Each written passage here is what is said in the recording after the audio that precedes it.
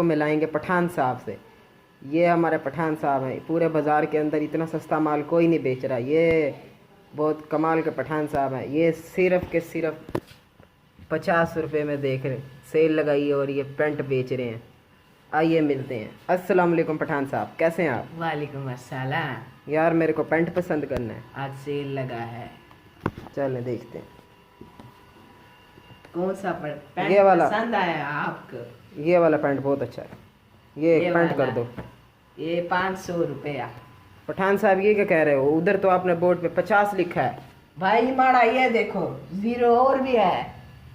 यार माड़ा ये पठान ये तो गलत है यार। यार माड़ा हम तो 500 लेगा, एक दाम है। माड़ा तुम हमको पागल समझता है, पठान पागल नहीं होता है। ये 500 का पेंट हम 500 ही लेगा।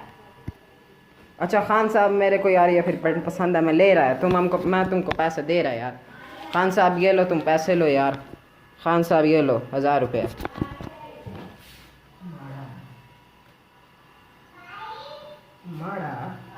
माड़ा ये तो नकली लग रहा है, ये तो नकली है। तुम हमको पागल समझता है, लेकिन खान पागल नहीं है। खान साहब चलो यार सॉरी। अच्छा हम अब तुमको दूसरा नोट देता है यार, वो तो नकली कह रहा है तुम यार। ये लो खान साहब, ये वाला नोट लो यार, ये वाला।